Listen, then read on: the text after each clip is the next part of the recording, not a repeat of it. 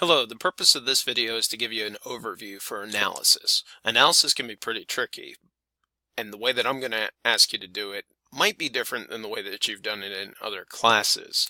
This will just kind of provide a framework for what it is that we're doing with this assignment. So we'll talk about the assignment very briefly. The full information is posted on Blackboard. I'll talk a little bit about what is analysis. Why are we doing it? And then we'll get into the nitty-gritty. How do we do it? We'll talk a little bit about the Aristotelian appeals, which will be the tools that we use. If you read the assignment sheet, you know what I'm talking about as far as that goes. But I'll explain them in depth. And then I'll show you how to find some examples in the text. The text that I choose will be one that is not one that you can use. It's not eligible. It's not from the They Say, I Say textbook. So as far as the assignment goes, this should look familiar. It's the Cliff Notes version of it. You're to pick a published text from the They Say, I Say textbook and figure out whether it's effective or not effective using the tools that we're going to cover. Then write an essay explaining your analysis. As far as the major requirements go, you need a thesis that argues your textual analysis, whether the text is good, bad, or somewhere in between. And you'll need a detailed argument analysis. The essay will need to be significant. It must be at least 1,000 words long. And then you'll need page citations and works cited, but just for the text that you do this over.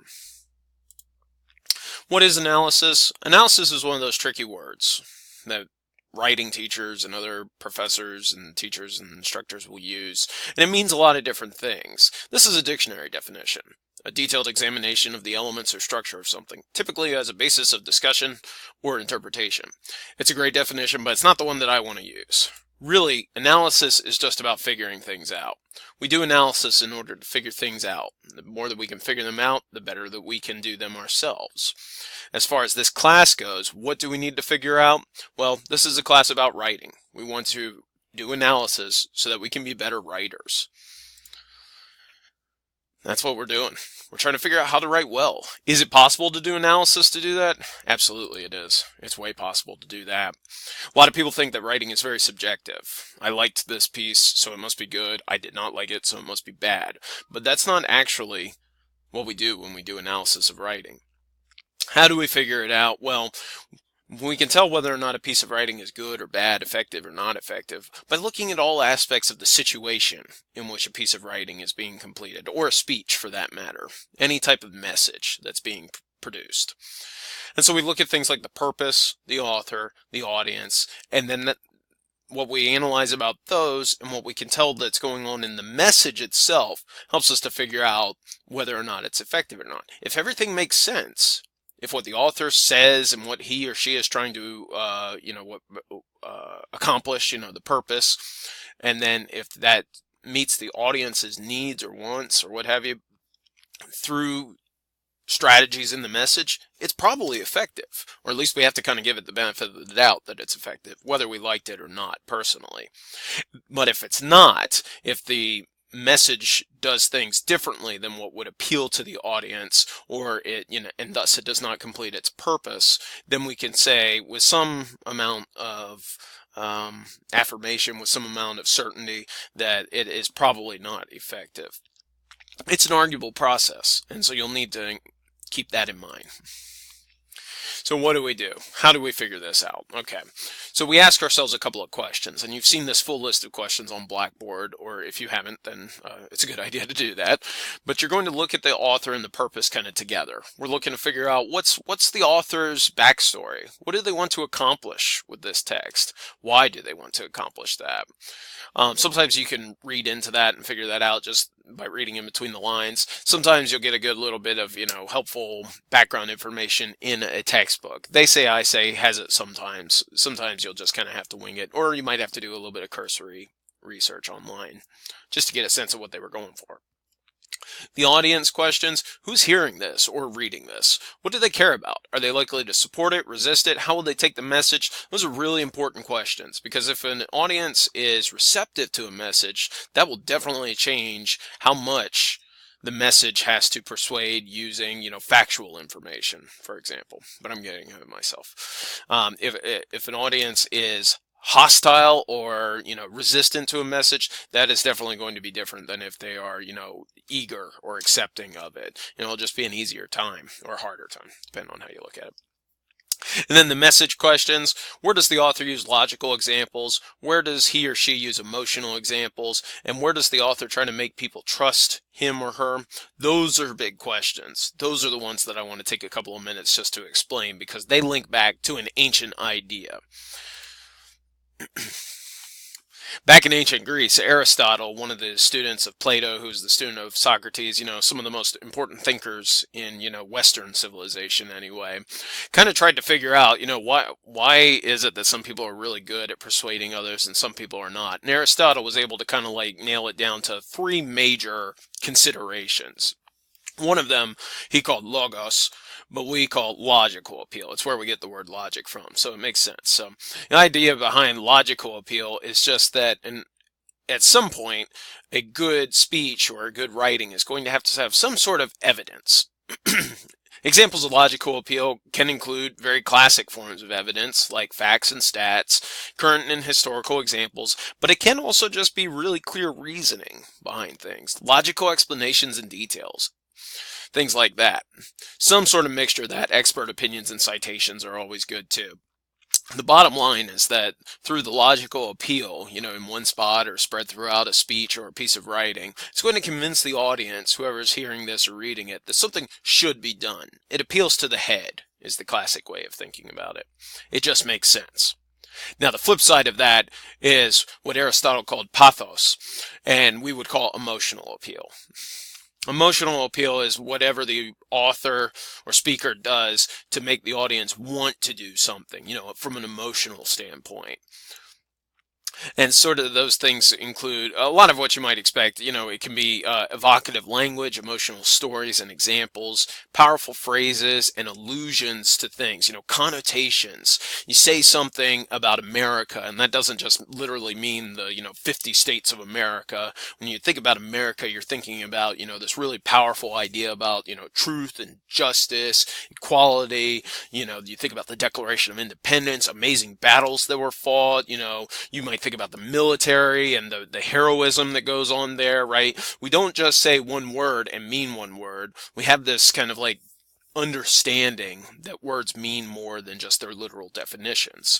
And so sometimes it can be very interesting to think about the word choices and try to figure out what is the author going for by using that word choice. It's probably an emotional reaction, because multiple words can mean the same thing, but some of them are negative and some of them are positive. The bottom line when it comes to the emotional appeal is that it makes the audience want to do the something, whatever it is. Whatever the argument is, it makes them want to support it.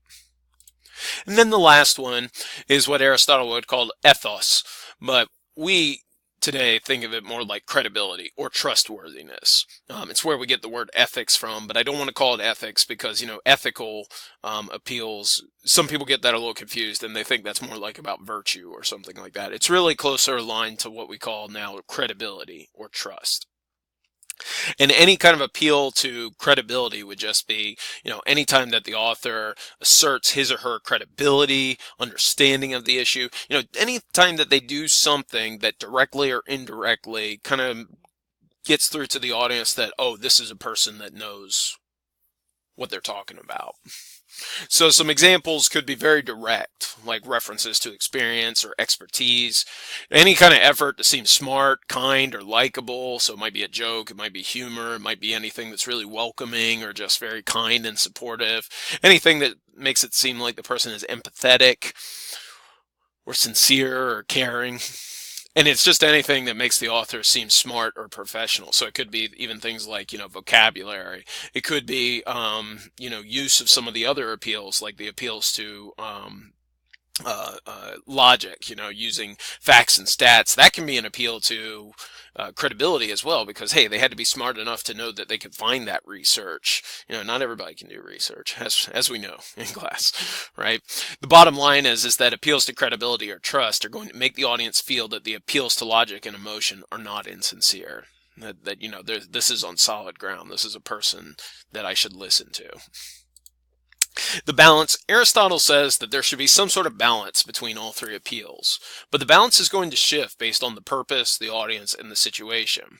For example, if you think about the situations that we've dealt with, we're losing a race against the machines, is going to require some sort of different balance of appeals than not everyone should go to college, right? Depending on the way that someone is arguing it, it's going to seem much more serious. And from there, it probably is going to require a little bit of an emotional appeal because, we're talking about, the loss of our very way of living, and that could be very emotional. And then depending on how someone else might approach it, it might just feel more logical. We need to, worry about this because here, and then list all these statistics for why this could be a problem. It depends on the exact form of argument that takes place within a particular topic. So part of determining the effectiveness is going to be figuring out what appeals are there and what should be there based off of the topic of discussion. All right, and so I wanted to give you an example of what I'm talking about with any of this stuff. And Martin Luther King Jr.'s letter from Birmingham jail is like the quintessential classic example of having all these different appeals. And it's readily available online if for some reason you wanted to follow along with me. The audience for this, we just got to find some of these different pieces real quick. The audience for this is my dear fellow clergyman. This is what King says. But he also publishes it in every newspaper around America. So it's also clearly a kind of an argument made to America at large. And the kind of the direct purpose is to refute the clergyman's concerns that King is a radical outsider who shouldn't continue the protests. And then that's also kind of the appeal to America as well, that you need to support me in these endeavors. Now, how does he go about doing it? Well, that's where we get into the message. So an example of the logical appeal, there are many of them, almost every paragraph has one, but here's one example, and you can see how it works as a logical appeal. In trying to make his case that this is important, we have to continue these protests, he decides to list some stats about Birmingham, now as best as he can from, jail. He says Birmingham is probably the most thoroughly segregated city in the United States. Its ugly record of brutality is widely known. Negroes have experienced grossly unjust treatment in the courts. There have been more unsolved bombings of Negro homes and churches in Birmingham than in any other city in the nation. So he's calling it out. Birmingham is the #1 worst place in this way. So it's a fact. He's providing, as much statistical evidence as he possibly can here. He's not just saying, oh, it's real bad, and keeping it very vague. He's very specific. The emotional appeal, this one's very long, and I only kind of have an excerpt of this. There's this one section, you can see it's in the 12th paragraph if you look at and find an example online, where King talks about why this is so important, why this is such a problem, and why we need to do it now. And he uses this very powerful emotional example. I'll just kind of point it towards this right here. People are telling him to wait, and he says, I can't wait. And this is why he says, when you've seen the hate-filled policemen curse, kick, and even kill your black brothers and sisters, when you see the vast majority of your 20 million Negro brothers smothering in an airtight cage of poverty in the midst of the affluent society, and then here's the big one, when you suddenly find your tongue twisted and your speech stammering as you seek to explain to your 6-year-old daughter why she can't go to the public amusement park that's just been advertised on television, and see the tears welling up in her eyes when she's told that Funtown is closed to colored children. Right? You get the idea. That's a very emotional story. You are feeling sad as you read that, and you realize the pain and anguish that children are going through because of the segregation, the racism, the prejudice. Right? So it's an appeal to emotion easily. And then also the appeal to credibility. He mentions this kind of right up at the top where it says, I have the honor of serving as president of the Southern Christian Leadership Conference, an organization operating in every southern state with headquarters in Atlanta, Georgia. We have some 85 affiliated organizations across the South.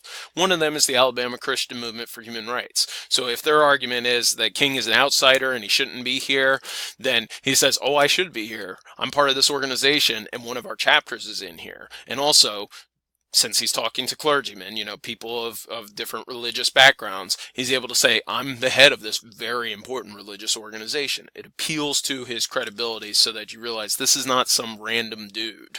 He is an important guy.